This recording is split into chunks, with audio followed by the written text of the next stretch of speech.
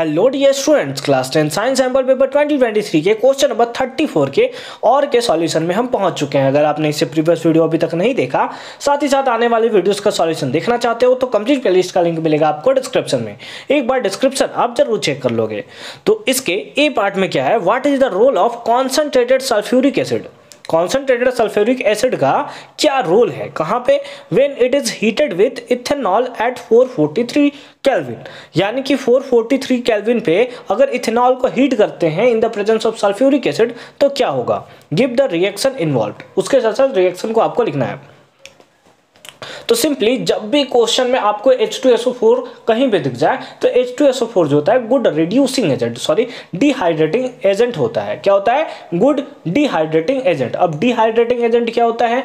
Dehydrating agent उस agent को बोला जाता है जो किसी भी रिएक्शन से H2O को अलग कर देता है, उसको सिंपली हम लोग क्या बोलते हैं? Dehydrating agent. सेम केस होगा जब इथेनॉल में हम लोग H2SO4 as a dehydrating agent use करेंगे तो वो सिंपली H2O को वहां से बाहर कर देगा और फॉर्मेशन करेगा दैट इज इथीन का, ठीक है, जिसको हम लोग अभी रिएक्शन के थ्रू समझने वाले हैं।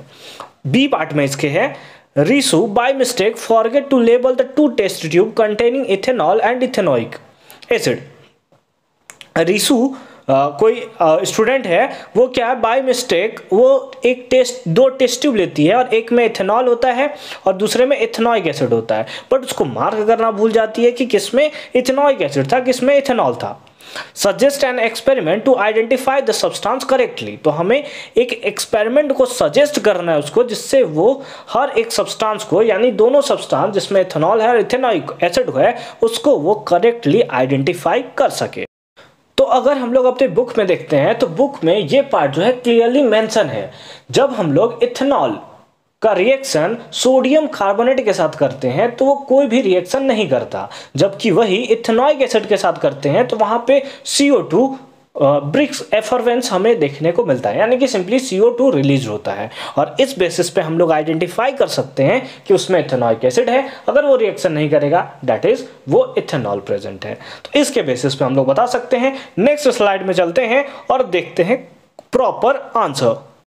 तो ए पार्ट में था, what the role of concentrated sulphuric acid when it is heated with ethanol at 443 degree Celsius. तो सिंपली लिखेंगे कि H2SO4 जो होता है डिहाइड्रेटिंग एजेंट की तरह यूज होता है, एक्ट करता है, इसीलिए वाटर को रिमूव कर देता है उसके कंपाउंड से और उसके बाद सिंपली हमें रिएक्शन को शो कर देना है। फर्दर मूव करते हैं बी पार्ट पे। तो बी पार्ट में था कि रीसू सिंपली क्या थी, दो टेस्ट ट्यूब ली थी और भूल गई थी कि किसमें इथेनॉल है और किसमें इथेनॉइक एसिड है, तो उसके लिए सिंपली हम रिएक्शन कराएंगे उसका Na2CO3 के साथ। तो इथेनॉइक एसिड जो है Na2CO3 के साथ रिएक्शन करके सोडियम एसीटेट का फॉर्मेशन करेगा, साथ ही साथ CO2 गैस निकालेगा और CO2 गैस किसके बारे में बताता है, दैट इज ब्रिस्क एफरवेसेंस के बारे में। उसके नीचे ये जो लिखा हुआ है उसको आप लिख दोगे और ये रिएक्शन के नीचे आप एक और रिएक्शन बना दोगे जिसमें लिखोगे इथेनॉल जो है वो रिएक्शन करेगा Na2CO3 के साथ और डैश देखकर लिख दोगे नो रिएक्शन, ठीक है। तो वो सारा का सारा क्लैरिफाई हो जाएगा। आई होप कि ये कॉन्सेप्ट आपको अच्छे तरीके से समझ में आया होगा। मिलते हैं आपसे अगले वीडियो में एक नए क्वेश्चन के साथ, यानी कि क्वेश्चन नंबर 35 के सॉल्यूशन के साथ। कंप्लीट प्लेलिस्ट का लिंक मिलेगा आपको डिस्क्रिप्शन में, तो एक बार डिस्क्रिप्शन आप जरूर चेक कर लोगे।